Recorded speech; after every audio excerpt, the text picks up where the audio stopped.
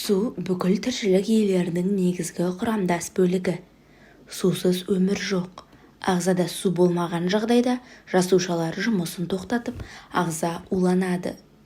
Дәрігерлер мен салауатты өмір салтын ұстанатындар күніне 2 литр су ішуге кеңес береді. Жапонияның дәстүрі бойынша олар таңертең ояна салып су ішеді. Бұл зәр шығару жүйелері, энергетика, дененің барлық функциялар мен жүйелерін оятуда оң әсерін тигізеді. Сіздермен сіздің денсаулығыңыз арнасы каналға қолдау білдіріп, подписка жасап, лайк басып, комментарий қалдырып кетулеріңізді сұраймыз. Сумен емдеу көптеген жерлерде оң нәтижесін берген.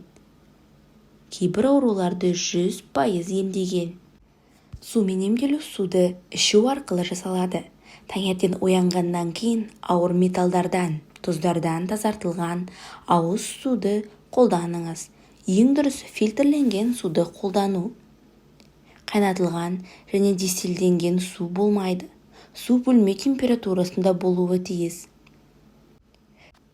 Таңертең оянғаннан кейін тісіңізді тазаламас бұрын 2 стакан су ішу керек. Бірінші аз мөлшерден бастап, бірте-бірте арттырып отырыңыз. Содан кейін тісіңізді жусаңыз болады. Бұл процедурадан кейін кемінде жарты сағаттан кейін ғана тамақ ішсеңіз болады. Жарты сағаттан соң әдеттегідей таңғы асты ішіңіз. Бұл әдіс ауруларды емдеу үшін және дененің қалпына келуіне пайдасын тигізеді. Бұл әдістің ешқандай ерекшелігі жоқ. Кез келген адамға қолдана беруге болады. Таңертең су ішу ішектің шышты қабығын тазалайды, қан тамырларын тазалап, бүйректі оятады. Жұмсақ айдағыш қасиеті бар. Түнде ағза демалып қана қоймай токсиндерден тазарады. Ал аш қарынға су ішу бұл процеске көмектеседі. Оған қоса жүйелі түрде су ішу бұлшықеттер жасушалары мен жаңа эритроциттердің өңделуіне ықпал етеді. Жүрек қан тамырлары жүйесі ауруларының ең кең тараған түрлеріне инфаркт пен инсульт жатады. Олар қандағы сұйықтық мөлшері аз болғандықтан қан ұйындыларының түзілуінен пайда болады. Жүйелі түрде аш қарынға су ішу қан тамырлары жүйесіне жағымды әсер етеді және инсульт қаупін төмендетеді. Аш қарынға ішілген судың токсиндерді шығару мен ағзаны іске қосу қабілеті адамның эмоциялық жағдайына да жағымды әсер етеді. Су жүйке жүйесіне жанама әсер ете отырып, ашушаңдықты басады және ұйқыны ашады.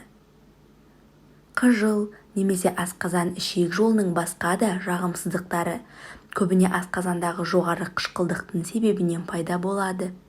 Егер аш қарынға уақытылы су ішсеңіз, ол қышқылды сұйылтады және жағымсыз сезімдерден арылтады.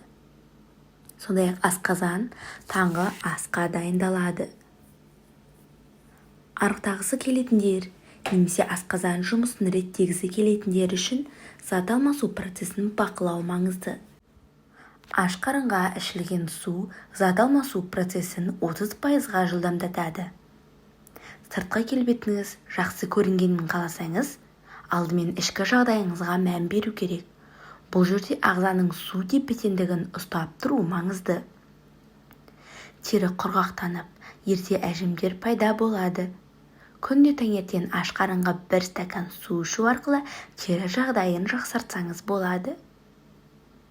Шаштың сұлулығын қалай сақтаймыз? Ағзаға су жетіспесе, ол шаштың сыртқы жағдайына, оның өсуі мен қалыңдығына негативті әсер етеді. Сондықтан шашыңыз мықты болу үшін жеткілікті түрде су ішуіңіз керек. Бүйректердің сау болуы ағзадағы су тепе-теңдігінің қалыпты болуымен тікелей байланысты. Аш қарынға және күні бойы уақытылы су ішіп тұру зәр мөлшерін арттырады.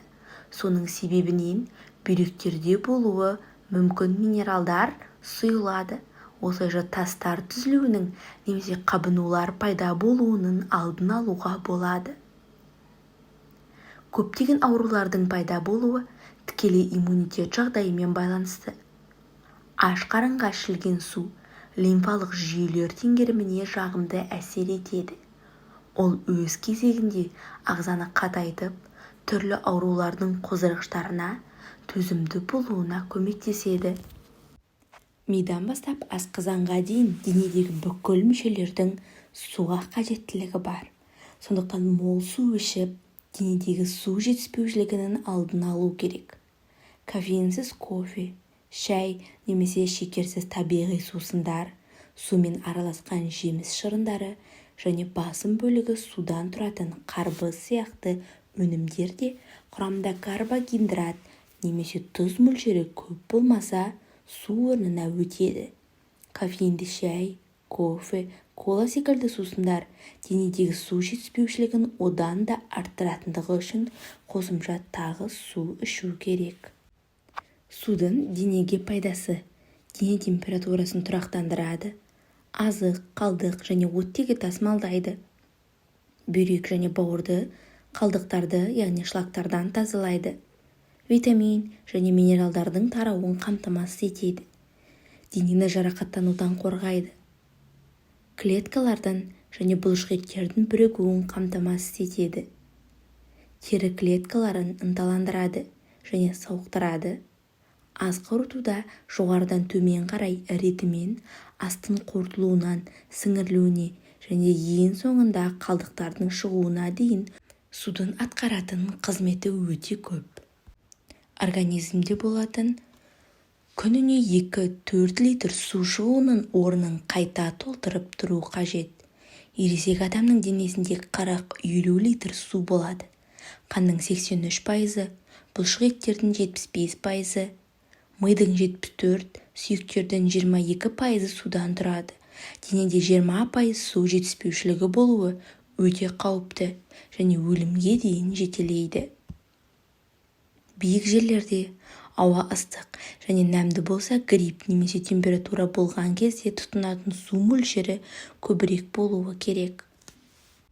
Және таза сумен қоса лимон қосылған және бал қосылған жылы су ішсеңіздер болады. Бірақ дәрігерлер таңертең ұйқыдан тұрғаннан кейін алдымен таза суды, тек судан кейін барып бал немесе лимон қосылған суды ішуді ұсынады.